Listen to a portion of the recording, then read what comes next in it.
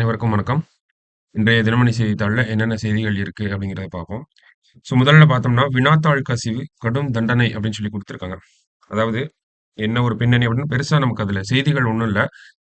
ஒரு விஷயம் constitution wise நம்ம ஒண்ணு மட்டும் தெரிஞ்சுக்கலாம். என்ன அப்படின்னு பார்த்தோம்னா, குடியரசுத் தலைவருடைய உரை அப்படிங்கிறது நேத்து இருந்துச்சு. ஏன் திடீர்னு குடியரசுத் தலைவர் வந்து ஒரு உரை நிகழ்த்தி இருக்காங்க அப்படின்னு பார்த்தோம்னா, நமக்கு கான்ஸ்டிடியூஷன்ல 2 விஷயம் சொல்லியிருக்காங்க. ஒண்ணு என்ன அப்படின்னு பார்த்தோம்னா, புதுசா ஒரு அரசாங்கம் தேர்ந்தெடுக்கப்பட்டு, அந்த முதல் கூட்டத்தொடர் நடக்கிறப்போ, குடியரசுத் தலைவரின் உரை அப்படிங்கிறது இருக்கும். பிரசிடென்ஷியல் அட்ரஸ் அப்படின்னு சொல்றோம். ஓகேவா? அதே மாதிரி ஒவ்வொரு வருஷத்துடைய முதல் கூட்டத்தொடர்லயும் பிரசிடென்ட் வந்து பேசுவாங்க. சரிங்களா? பிரசிடென்ட் அதே தான் கவர்னருக்குமே. ஓகேவா? ஒவ்வொரு வருஷத்துடைய முதல் கூட்டத்தொடர்ல வந்து பேசுவாங்க. ஒவ்வொரு புதிய அரசாங்கம் பதவியேற்ற பிறகு வரக்கூடிய முதல் கூட்டத்தொடர்லயும் வந்து யார் பேசுவாங்கன்னா, குடியரசுத் தலைவர் வந்து பேசுவாங்க. பாராளுமன்றம் அப்படின்னா குடியரசுத் தலைவர். இதுவே சட்டமன்றம் அப்படின்னா நமக்கு கவர்னர் வந்து பேசுவாங்க. சரியா? அத மட்டும் நம்ம தெரிஞ்சுப்போம். நெறைய விஷயங்கள் பேசப்பட்டுச்சு.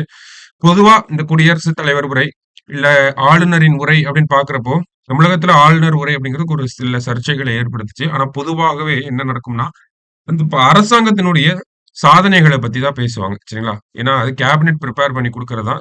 அவங்க சொல்றத அவங்க பேசுவாங்க. அதுதான் அங்க நடந்துச்சு. ஓகேவா?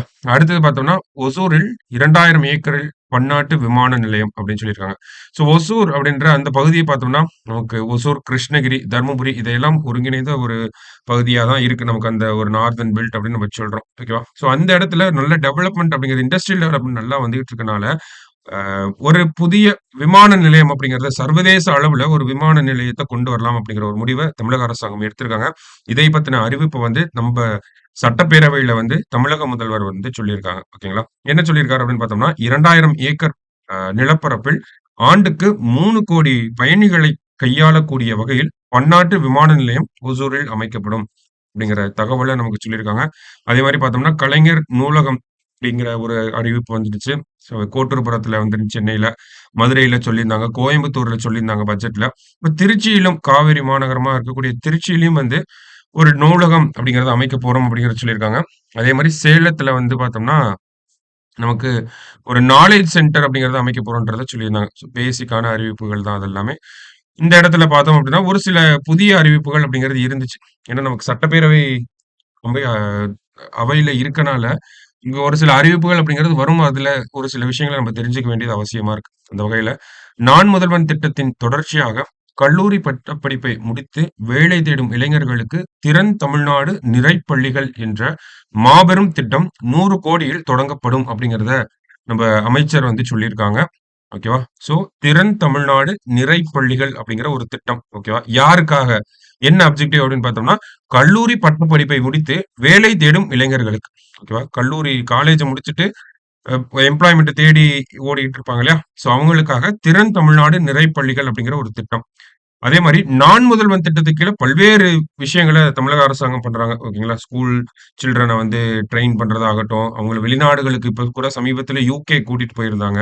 அதே மாரி பார்த்தோம்னா, நமக்கு இந்த போட்டித் தேர்வுகளுக்கு யுபிஎஸ்சி, எஸ்எஸ்சி, பேங்கிங் போன்ற தேர்வுகளுக்கெல்லாம் வந்து பயிற்சி குடுக்கிறதாகட்டும், நெறைய விஷயங்கள பண்ணிக்கிட்டு இருக்காங்க. அதன் அடிப்படையில, நான் முதல்வன் திறன் அடிப்படையிலான படிப்புகள், துணை மருத்துவ படிப்புகளுக்கு விரிவுபடுத்தப்படும். ஓகேங்களா? துணை மருத்துவ படிப்புகள் அப்படிங்கிற அந்த மருத்துவம் சார்ந்த படிப்புகள் இருக்கு இல்லையா? துணை மருத்துவ படிப்புகள், அதுக்கெல்லாம் விரிவுபடுத்தப்படும் அப்படிங்கிறத ஒரு அறிவிப்பா வெளியிட்டிருந்தாங்க. அதே மாரி பார்த்தோம்னா, நான் முதல்வன் திட்டத்தின் மூலம் கிராமப்புறம் மற்றும் பின்தங்கிய பகுதிகளில் வசிக்கும் சிறந்த 1000 மாணவர்களுக்கு திறன் பயிற்சி அளித்து, உயர் வேலை வாய்ப்புகளை உருவாக்கித் தர சிகரம் தொடு என்ற புதிய திட்டம் செயல்படுத்தப்படும் அப்படின்னு சொல்லியிருக்காங்க. இப்ப இன்னொரு திட்டத்த பத்தி நம்ம பார்க்கணும். சிகரம் தொடு அப்படிங்கிற திட்டம். என்ன ஒரு அப்ஜெக்டிவ் அப்படின்னு பார்த்தோம்னா, நமக்கு பின்தங்கிய பகுதிகள் மற்றும் கிராமப்புறம் மற்றும் பின்தங்கிய பகுதிகள்ல இருக்கக்கூடிய சிறந்த 1000 மாணவர்களுக்கு வந்து ஸ்கில் டெவலப்மெண்ட்ட குடுத்து, அவங்களுக்கு ஒரு வேலை வாய்ப்ப உருவாக்கி தர்றது தான் வந்து சிகரம் தொடு அப்படிங்கிற திட்டம். பல்வேறு திறன் பயிற்சி திட்டங்கள வந்து தமிழக அரசாங்கம் அறிவிச்சிருக்காங்க. ஓகேவா? காலேஜ் முடிச்சுட்டு இருக்கவங்களுக்கு ஒரு திட்டம். அ அடுத்தது பார்த்தோம்னா, கிராமப்புறங்கள்ல இருக்கிறவங்களுக்கான திட்டம். அந்த மாரி ஒவ்வொரு கேட்டகரியா வந்து டார்கெட் பண்ணி ஸ்கில் ட்ரைனிங் குடுத்து, வேலை வாய்ப்புகள பல்வேறு திட்டங்களின் மூலியமா உருவாக்கி தந்துட்டு இருக்காங்க. எதன் அடிப்படையில பார்த்தோம்னா, திறன் மேம்பாட்டு அடிப்படையில வேலை வாய்ப்புகள உருவாக்கி தர்றது அரசாங்கத்துடைய ஒரு நோக்கமாக இருக்கு. அததான் நம்ம இந்த இடத்துல பார்க்கிறோம். மத்தபடி பார்த்தோம்னா, பெண்களுக்கான திட்டங்கள் அப்படின்றத நெறைய குடுத்திருந்தாங்க. மகளிர் வேலை வாய்ப்பு அப்படின்னு பார்த்தோம்னா, தமிழ்நாடு மகளிர் வேலைவாய்ப்பு மற்றும் பாதுகாப்பு என்ற புதிய திட்டம் உலக வங்கியின் உதவியுடன் 5 ஆண்டுகளுக்கு ரூபாய் 1185 கோடி மதிப்பீட்டில் செயல்படுத்தப்பட உள்ளது அப்படின்னு சொல்லி குடுத்துருக்காங்க. ஸோ இந்த திட்டத்துல என்ன பண்றோம் அப்படிங்கிறத சொல்லல. ஒரு திட்டம் கொண்டு வரப்போறோம். உலக வங்கியோட நிதி உதவியின் பேரில் அப்படின்னு சொல்லியிருக்காங்க. அடுத்தது பெண்களின் திறமைகளை கண்டறிந்து அதற்கேற்ப மகளிருக்கான தரமான வேலைவாய்ப்பு திட்டம் உருவாக்கப்படும். முதல் கட்டமாக 8 மாவட்டங்களில் இத்திட்டம் செயல்படுத்தப்படும். So more or less same தான். அததான் சொல்ல வராங்க. ஓகேவா? ஸோ இந்த மாரி பெண்களுக்கான திட்டம் அப்படிங்கிறதையும் நெறைய சொல்லியிருந்தாங்க. முக்கியமான திட்டங்கள மட்டும் நம்ம இந்த இடத்துல பார்க்கிறோம். ஒசூர்ல விமான நிலையம், திருச்சியில நூலகம், தமிழ்நாடு திறன் தமிழ்நாடு நிறைப்பள்ளிகள் அப்படிங்கிற ஒரு திட்டம். அடுத்ததா பார்த்தோம்னா, சிகரம் தொடு அப்படிங்கிற திட்டம். துணை மருத்துவ படிப்புகள நான் முதல்வன் திட்டத்துக்குள்ள கொண்டு வராங்க. இந்த மாரி பல்வேறு அறிவிப்புகள் அப்படிங்கிறது நேத்து சட்டமன்றத்துல இருந்துச்சு. சரிங்களா? ஸோ மத்தபடி பார்க்கிறப்போ, ஒரு பாலிசி ஒண்ணு சொல்லியிருக்காங்க. தனியார் மினி பேருந்துகளை 25 கிலோமீட்டர் இயக்க அரசு முடிவு. என்னன்னா, ஒரு டிராஃப்ட் பாலிசி ஓகேங்களா? அதாவது வரைவு அறிக்கையை வந்து தமிழக அரசாங்கம் வெளியிட்டிருக்காங்க. வரைவு அப்படின்னா டிராஃப்ட் அப்படின்னு இங்கிலீஷ்ல சொல்றோம். ஸோ அது என்ன அப்ஸ்ட்ராக்ட்ட மட்டும் நம்ம பார்த்துப்போம். முழுசா பாலிசியா வந்ததுக்கு அப்புறமா அத பத்தி நம்ம டீட்டெயில்டா டிஸ்கஸ் பண்ணிக்கலாம். இப்ப வந்து டிராஃப்ட் பாலிசி, வரைவு கொள்கை, வரைவு அறிக்கை அப்படிங்கிறத வெளியிட்டிருக்காங்க. இதன் மேலும் மக்கள் வந்து அவங்களுடைய சஜஷன்ஸ வந்து சொல்லுவாங்க. ஓகேவா? வரைவு கொள்கையில இதெல்லாம் மாத்தலாம் அப்படின்னு சொல்லி, அதன் பிறகு ஒரு ஆலோசனை கூட்டம் நடத்தப்பட்டு ஃபைனலைஸ் பண்ணப்படும். சரிங்களா? ஸோ இப்போதைக்கு இந்த வரைவு கொள்கையில முக்கியமான ஒரு விஷயத்த சொல்லியிருந்தாங்க. என்ன அப்படிங்கிறத மட்டும் பார்ப்போம். இந்த வரைவு கொள்கையின்படி மினி பேருந்து சேவை அதிகபட்சம் 25 கிலோமீட்டர் தொலைவு வரை இயக்கப்படும். அதில் 17 கிலோமீட்டர் பேருந்து சேவைகள் இல்லாத வழித்தடத்திலும் 8 கிலோமீட்டர் ஏற்கனவே பேருந்து சேவை இருக்கும் வழித்தடத்திலும் அதாவது 70க்கு 30 என்ற விகிதத்தில் இயக்கப்படும். மேலும் 100 குடும்பங்களுக்கு மேல் வசிக்கும் பகுதிகளுக்கு மினி பேருந்து சேவை வழங்கப்படும் அப்படிங்கறது கொடுத்திருக்காங்க. அது முன்னாடி 17 கிலோமீட்டர்ஸ் சம்திங் தான் இருந்துச்சு. இப்போ அத 25 கிலோமீட்டர் ஒரு மினி பஸ் அப்படின்னா 25 கிலோமீட்டர் வரைக்கும் போய்க்கலாம். ஓகேவா? அதுல 17 கிலோமீட்டர் பார்த்தோம்னா, பேருந்து சேவைகள் இல்லாத வழித்தடம். நமக்கு நெறைய கிராமங்கள்லாம் இருக்கு. பேருந்து சேவைகள் வந்து ஒரு நாளைக்கு ஒரு பஸ் தான் வரும். காலையில ஒரு பஸ், சாயந்தரம் ஒரு பஸ் தான் வரும். ஸோ அந்த மாதிரியான கிராமங்களும் தமிழகத்துல இருக்க தான் செய்யுது. அந்த மாதிரியான கிராமங்கள நகர்ப்புறங்களோட இணைக்கிறதுக்காக தான் இந்த மினி பேருந்து சேவை அப்படிங்கிறத 25 கிலோமீட்டரா உயர்த்தி இருக்காங்க. சரியா? அது மட்டும் இல்லாம 17 கிலோமீட்டர் அப்படிங்கிறது அந்த பேருந்து வசதிகள் இல்லாத பகுதிகளுக்கும் 8 கிலோமீட்டர் பார்த்தோம்னா, ஆல்ரெடி பேருந்து வசதிகள் இருக்கக்கூடிய பகுதிகள் வழியா செல்லலாம். ஓகேங்களா? அததான் வந்து 70:30 அப்படிங்கிற ரேஷியோல சொல்லியிருக்காங்க. அதே மாரி 100 ஃபேமிலீஸ்க்கு மேல இருக்கக்கூடிய பகுதிகளுக்கும் பேருந்து வசதிகள மினி பஸ் வசதிகள இயக்கலாம் அப்படிங்கிறத குடுத்திருக்காங்க. ஓகேவா? டிராஃப்ட் பாலிசி தான் ஃபுல்லா வந்தா நம்ம நல்லா பார்க்கலாம். சரிங்களா? சரி அடுத்தது திருக்குறள். "உள்ளுவதை எல்லாம் உயர்வுள்ளல் மற்றது தள்ளினும் தள்ளாமை நீர்த்து." உள்ளுவது எல்லாம் உயர்வுள்ளல் மற்றது தள்ளினும் தள்ளாமை நீர்த்து. எண்ணுவதெல்லாம் உயர்வைப் பற்றியே எண்ண வேண்டும். அவ்வுயர்வு கைகூடாவிட்டாலும் அவ்வாறு எண்ணுவதை விடக்கூடாது. ஸோ நம்ம எப்பயுமே ஒரு small aim is a crime அப்படின்னு சொல்லி அப்துல் கலாம் அவர்கள் கூட சொல்லியிருக்காங்க. ஓகேவா? நம்ம எண்ணுவது எல்லாமே உயர்வாக தான் இருக்கணும். உயர்வான விஷயங்கள நம்ம எண்ணி அது நடக்கலைனாலும், அந்த எண்ணங்கள வந்து விட்டுறக்கூடாது அப்படிங்கிறது தான் திருவள்ளுவரும் சொல்றாரு. ஓகேங்களா? திருக்குறள் எண் 596 அதிகாரம் ஊக்கமுடைமை. ஸோ அடுத்த செய்தியில பார்த்தோம்னா, நமக்கு குற்றவியல் சட்டங்கள பத்தி சொல்லியிருக்காங்க. அதாவது நமக்கு தெரியும் 3 புதிய குற்றவியல் சட்டங்கள் போன வருஷம் அது சட்டமாக கொண்டு வரப்பட்டுச்சு. இந்திய தண்டனை சட்டம் 1860ல வந்திருக்கும். அதுக்கு பதிலா பாரதிய நியாய சன்ஹிதா. அடுத்தது இந்திய சாட்சி சட்டம் 1872ல வந்திருக்கும். அதுக்கு பதிலா பாரதிய சாக்ஷிய அதீனியம் அப்படிங்கிற சட்டம். அடுத்தது பார்த்தோம்னா, ஆ இ அந்த கிரிமினல் ப்ரொசீஜர் கோட் குற்றவியல் நடைமுறை சட்டம் அப்படின்னு சொல்லுவாங்க. அதற்கு பதிலா பாரதிய நாகரிக் சுரக்ஷா சன்ஹிதா அப்படின்னு சொல்லி ஒரு 3 சட்டங்கள். பாரதிய நியாய சன்ஹிதா, பாரதிய நாகரிக் சுரக்ஷா சன்ஹிதா, பாரதிய சாக்ஷிய அதீனியம் அப்படின்னு சொல்லி ஒரு 3 சட்டங்கள நமக்கு போன வருஷம் மத்திய அரசாங்கம் சட்டமாக கொண்டு வந்திருந்தாங்க. ஓகேங்களா? பழைய பிரிட்டிஷ் காலத்துல கொண்டு வந்த சட்டங்களுக்கு பதிலாக இந்த சட்டங்கள நாங்க கொண்டு வரோம் அப்படிங்கிறத அறிவிப்பு செஞ்சிருந்தாங்க. அந்த வகையில நமக்கு இந்த 3 சட்டங்களும் எப்போ நடைமுறைக்கு வரப்போகுது அப்படின்னு பார்த்தோம்னா, ஜூலை 1ஆம் தேதியிலிருந்து நடைமுறைக்கு வரப்போகுது. ஓகேவா?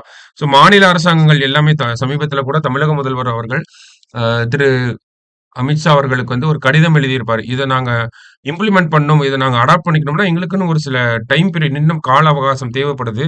அதே மாரி மாநிலங்களின் ஆலோசனை அப்படிங்கிறது சரியான ஒரு முறையில கேட்கப்படல அப்படிங்கிற குற்றச்சாட்டுகள வச்சு ஒரு கோரிக்கைய விடுத்திருந்தாங்க. இருந்தாலும் இந்த சட்டங்கள் அப்படிங்கிறது ஜூலை 1ஆம் தேதி நமக்கு நடைமுறைக்கு வரப்போகுது. இப்போ அந்த சட்டத்த எப்படி இம்ப்ளிமெண்ட் பண்றாங்க அப்படிங்கிறத பார்ப்போம். என்ன மாதிரியான உதவிகள மத்திய அரசாங்கம் மாநிலங்களுக்கு வழங்கியிருக்காங்க அப்படிங்கிற ஒரு சில தரவுகள நமக்கு குடுத்திருக்காங்க. அதன்படி பார்க்கிறப்ப, புதிய வழிமுறைகளுக்கு தடையின்றி மாறுவதற்கு மாநிலங்கள் மற்றும் யூனியன் பிரதேசங்களுக்கு தொழில்நுட்ப உதவியை என்சிஆர்பி வழங்குகிறது. ஸோ டெக்னிக்கல் சப்போர்ட் அப்படிங்கிறத யாரு குடுத்திருக்காங்க அப்படின்னு பார்த்தோம்னா, நேஷனல் கிரைம் ரெக்கார்ட்ஸ் பியூரோ. அவங்கள தான் என்சிஆர்பின்னு சொல்றோம். தேசிய குற்ற ஆவண காப்பகம் அப்படின்னு சொல்றாங்க. ஓகேவா? நேஷனல் கிரைம் ரெக்கார்ட்ஸ் பியூரோ வந்து டெக்னிக்கல் சப்போர்ட் வந்து குடுத்திருக்காங்க. திறன் மேம்பாடு அப்படின்னு பார்த்து பிபிஆர்டி அப்படின்னு சொல்லி குடுத்திருக்காங்க. அதாவது bureau of police research and development. ஓகேங்களா? BPRND. Bureau of police research and development. அவங்க என்ன பண்ணியிருக்காங்கன்னா, திறன் மேம்பாடு, ஸ்கில் டெவலப்மென்ட் வந்து குடுத்துருக்காங்க. இந்த சட்டத்துல என்னெல்லாம் தெரிஞ்சுக்கணும் அப்படிங்கிறத யார் பண்ணி குடுத்துருக்காங்க அப்படின்னு பார்த்தோம்னா, பிபிஆர்என்டி அப்படிங்கிற இந்த ஒரு அமைப்பு. இதெல்லாம் மத்திய அரசாங்கத்துடைய அமைப்பு தான். அடுத்த கட்டமா பார்க்கிறப்ப, புதிய செயலிகள் அப்படிங்கிறத இந்த சட்டத்துக்காக பிரத்யேகமா அமல்படுத்தி இருந்தாங்க. ஐ மீன் உருவாக்கி இருந்தாங்க. புதிய சட்டங்களின் கீழ் மின்னணு முறையில் சம்மன் நோட்டீஸ்களை பதிவிறக்கம் செய்து கொள்ள வசதியாக சாக்ஷியா, நியாய் ஸ்ருதி, சமன் ஆகிய 3 செயலிகளை தேசிய தகவல் மையம் உருவாக்கியுள்ளது. தேசிய தகவல் மையம் நேஷனல் இன்ஃபர்மேஷன் ஏஜென்சின்னு சொல்றோம்.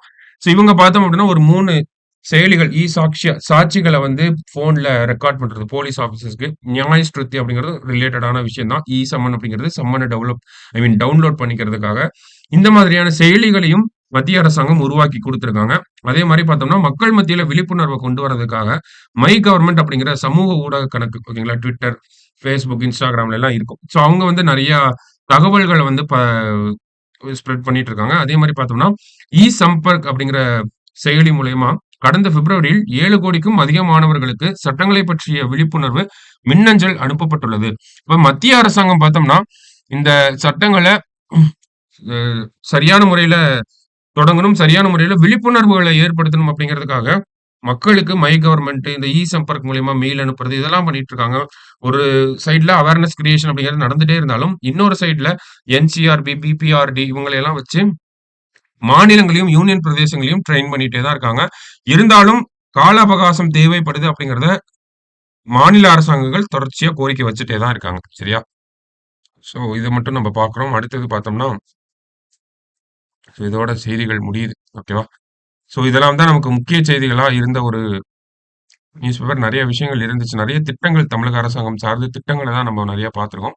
ஸோ அத ஒரு தடவ நல்லா நோட் பண்ணி வச்சுக்கோங்க. நாளைக்கு நியூஸ் பேப்பர்ல மீட் பண்ணலாம். Thank you.